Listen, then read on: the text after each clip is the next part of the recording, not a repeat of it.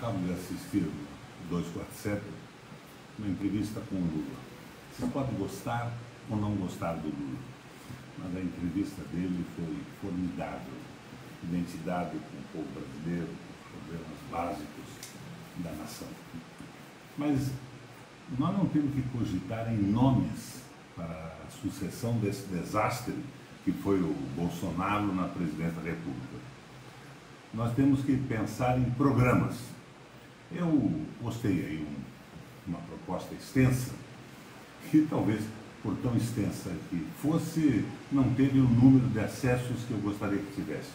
Mas eu vou passar para vocês agora aqui o eixo principal dessa proposta que nós colocamos.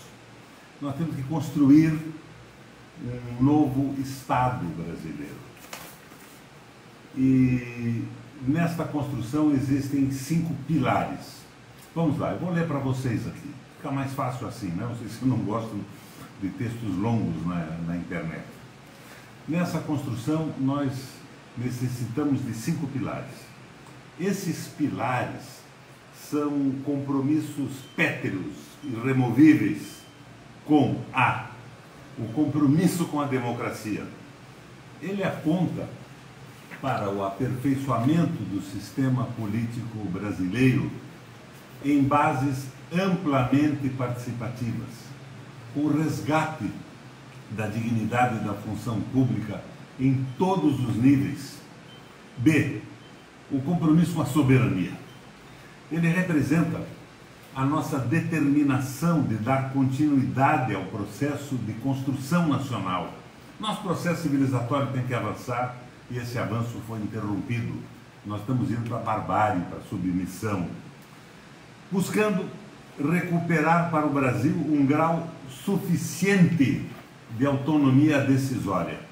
Nós vivemos num mundo onde países se interagem, mas nós temos que ter um grau suficiente de autonomia decisória. E o compromisso com a solidariedade, isso é indispensável. Construir a edificação de uma nação de cidadãos, eliminando-se os chocantes desníveis e desigualdades na distribuição da riqueza, da renda, do acesso à cultura, do avanço no processo civilizatório. D, o compromisso com o desenvolvimento. Isso é fundamental. Ele expressa a decisão de pôr fim à tirania do capital financeiro, de pôr fim à nossa condição de economia periférica, dizendo que mobilizaremos todos os recursos produtivos e não aceitaremos mais imposição, interna ou externa, de políticas que frustrem o nosso potencial de crescimento. Finalmente, o compromisso com a sustentabilidade. Ele estabelece uma aliança com as gerações futuras, pois se refere à necessidade de buscarmos um novo estilo de desenvolvimento, socialmente justo e economicamente viável. Eu acho que isso é muito claro, mas vamos além. Nós temos que elaborar um projeto nacional. E, para tanto, temos que seguir, na minha opinião, os seguintes objetivos. A, fundamental, transformação da educação brasileira, inaugurando um novo processo educacional, com uma formação analítica e capacitadora, promovendo as iniciativas que reconciliem a gestão das escolas pelos estados e municípios com padrões nacionais de investimento e qualidade, ao padronizar a qualidade de ensino em todo o nosso território. Isso é fundamental. B, retomar o desenvolvimento e a industrialização a partir de 4 setores chaves, minha gente. Agroindústria, complexo de defesa, energia, complexo de saúde e complexo farmacêutico. C, promover uma produção qualificada baseada na nova economia do conhecimento, entendendo que a riqueza e desenvolvimento não estão mais na indústria tradicional, mas numa moderna indústria, rica em ciência e tecnologia, rica em inovação, que constrói a manufatura avançada, nos serviços intelectualmente densos e na agricultura científica e de precisão. D. Reorganizar as regras práticas, políticas, em suma, as relações de trabalho, de forma a resgatar a maioria informal e precarizada da massa trabalhadora, do aviltamento salarial e do subemprego. C. Ponto C. Um realismo fiscal.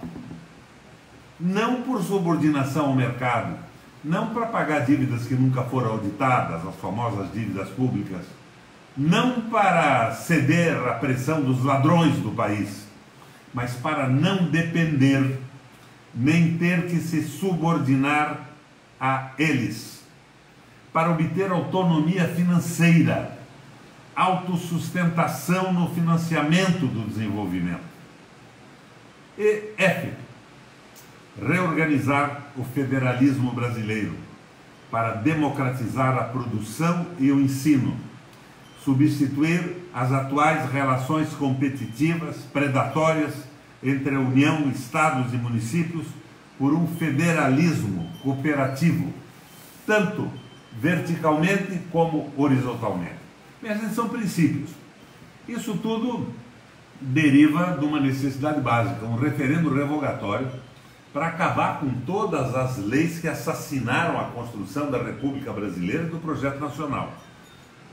Um referendo revogatório limpando a área que foi dominada até agora pelo capital financeiro, pelos grandes bancos, pelo capital não produtivo, pelo capital vadio, que está transformando o Brasil numa fazenda a produzir para os americanos, segundo sua geopolítica, mas também para a China e para a Rússia. Não, nós temos que ter um projeto de desenvolvimento nacional.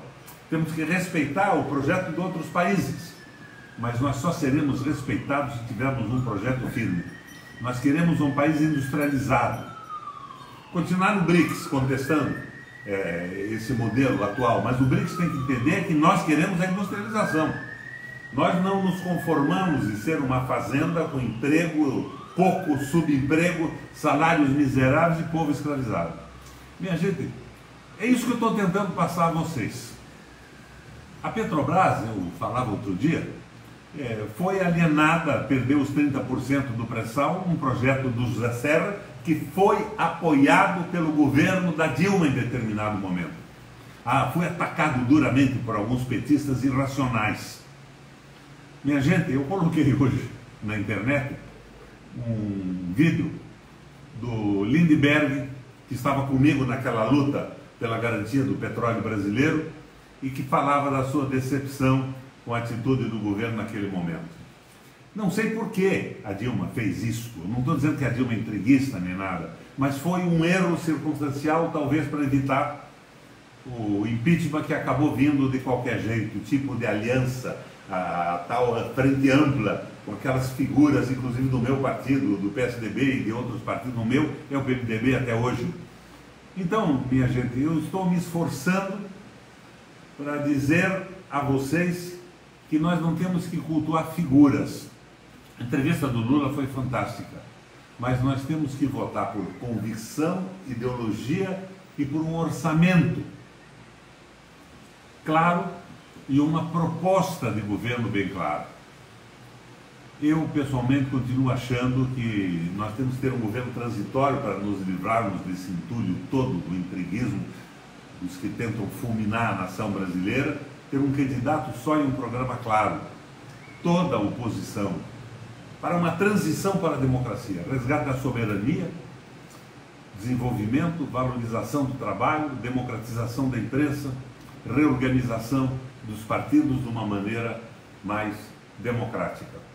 Como vocês veem, eu não estou me colocando aqui como candidato a nada, estou me colocando como um brasileiro que faz 80 anos, no dia 5 de março, mas participou da política desde menino, acumulou uma experiência muito interessante na vida política dentro e fora do Brasil. Fui presidente da Eurolac, o Parlamento Europeu Latino-Americano, para entender como é que funcionam estas coisas, como funciona o mecanismo de dominação no mundo. Eu estou tentando colaborar para a libertação do nosso país. Por isso peço vocês atenção.